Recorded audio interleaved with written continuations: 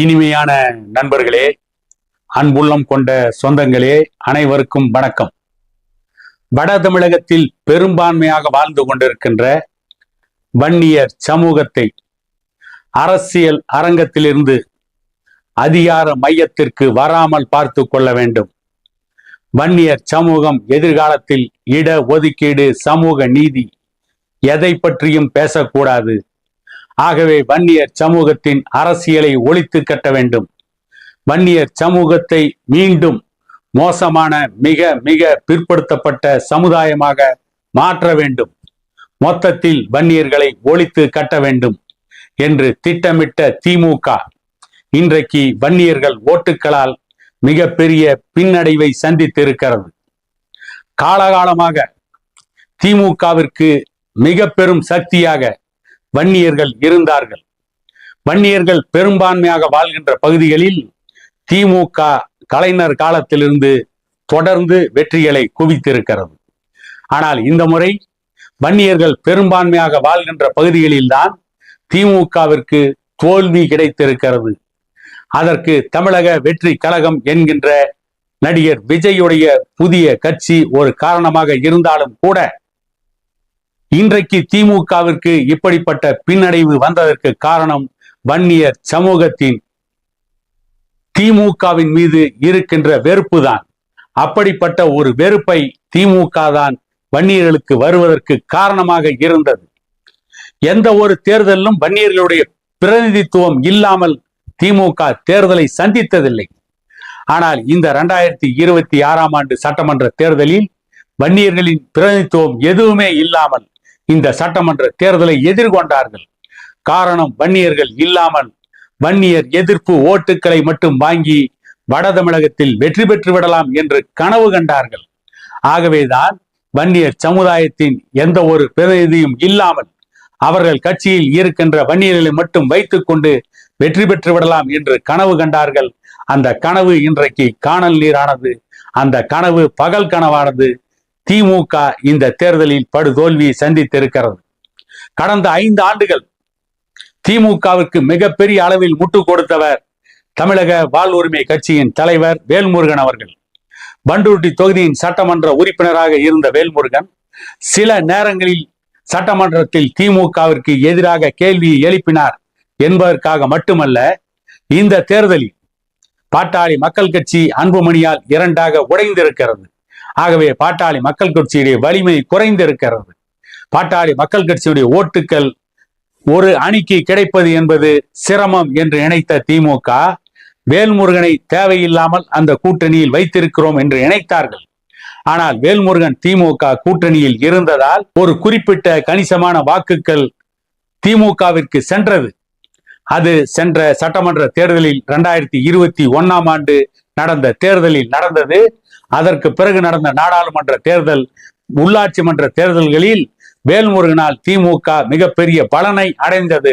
திமுக பல தொகுதிகளில் வெற்றி பெற்றது. இத்தனைக்கும் 2021ஆம் ஆண்டு பண்ருட்டி தொகுதியை மட்டும்தான் வேல்முருகனுக்கு ஒதுக்கினார்கள்.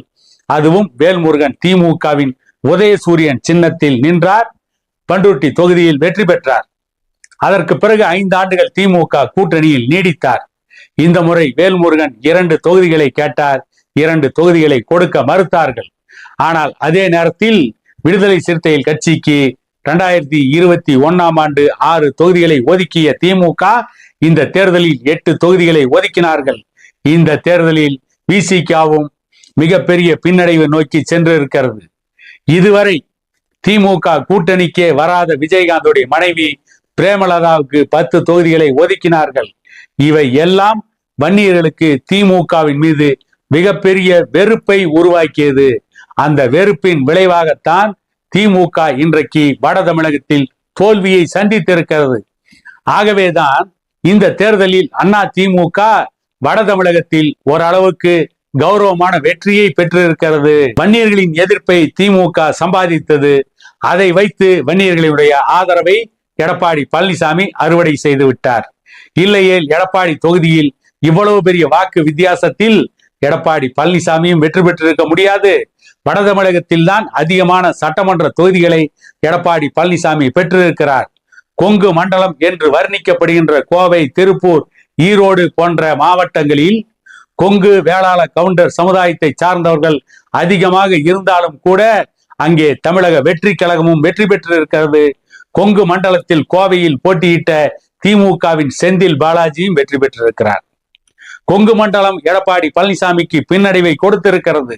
வன்னியர்களுடைய எதிர்ப்பை வரைமுறை இல்லாமல் திமுக சம்பாதித்து கொண்டதால், வன்னியர்கள் மீது வெறுப்புணர்ச்சியை திமுக தொடர்ந்து பரப்பியதால், ஜாதிவாரி கணக்கெடுப்பு நடத்தாமல் விட்ட காரணத்தால், வன்னியர்களுக்கான 10.5% இடஒதுக்கீட்டை தராமல் தொடர்ந்து 4 ஆண்டுகள் திமுக ஏமாற்றிய காரணத்தால் வன்னியர்களின் கோபம் இன்றைக்கு எடப்பாடி பழனிசாமியுடைய கௌரவமான வெற்றிக்கு வழிவகுத்திருக்கிறது. திமுகவின் தோல்விக்கு காரணமாகி இருக்கிறது. திமுக தோல்வியை விலை கொடுத்து வாங்கி இருக்கிறது. வன்னியர்களுக்கான பிரதிநிதித்துவத்தை கொடுத்திருந்தால் வேல்முருகன் போன்றவர்களை, இன்னும் ஒரு சில வன்னியர் சமூகத்து தலைவர்களை அரவணைத்து சென்றிருந்தால் கூட திமுகவிற்கு வட தமிழகத்தில் இன்னும் சில சீட்டுகள் வெற்றியை தந்திருக்கும். வன்னியர்களை ஒழித்துவிட வேண்டும் என்று நினைத்தால்தான் திமுக இன்றைக்கு அதல பாதாளத்திற்கு சென்றிருக்கிறது. அதே நேரத்தில் ஒரு பிரச்சாரத்தை செய்தார்கள். வேல்முருகன் அண்ணா திமுக ஓட்டுக்களை பிரிப்பதற்காகத்தான் தனித்து போட்டியிடுகிறார் என்று சொன்னார்கள். அதுவும் பொய்யாகி இருக்கிறது. வேல்முருகன் திமுக கூட்டணியில் இருந்திருந்தால் அது திமுகவிற்கு பலமாக இருந்திருக்கும். திமுகவிற்கு ஒரு குறிப்பிட்ட வன்னியர் சமூகத்து ஓட்டுகளாவது கிடைத்திருக்கும். பல தொகுதிகளில் திமுகவிற்கு வெற்றி கிடைத்திருக்கும். ஆனால் வன்னியர்களை ஒழித்து கட்ட வேண்டும், ஓரங்கட்ட வேண்டும் என்று நினைத்த காரணத்தால் திமுக இன்றைக்கு தோல்வியை சந்தித்திருக்கிறது. வன்னியர்களுக்கான பிரதிநிதித்துவமே இருக்கக்கூடாது என்று திமுக நினைத்த காரணத்தால் தான் திருமாவளவனை விட்டு அன்புமணியாக இருந்தாலும் சரி, மருத்துவர் ஐயாவாக இருந்தாலும் சரி, அவர்கள் திமுக கூட்டணிக்கு வந்தால் திமுக கூட்டணியை விட்டு வெளியேறுவேன் என்று திருமாவளவனை பேச வைத்ததே திமுக தான்.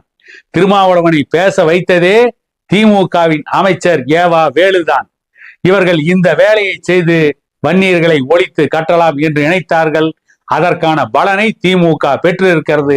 அதற்கான தண்டனையை வட தமிழகத்தில் வன்னியர் சமூக மக்கள், திமுகவிற்கு தோல்வியை வன்னியர் சமூகத்து மக்கள் பரிசாக தந்திருக்கிறார்கள் என கூறிக்கொண்டு மீண்டும் ஒரு காணொளியில் உங்களை சந்திக்கும் வரை உங்களிடமிருந்து விடைபெறுவது உங்கள் எடப்பாடி துரைசாமி.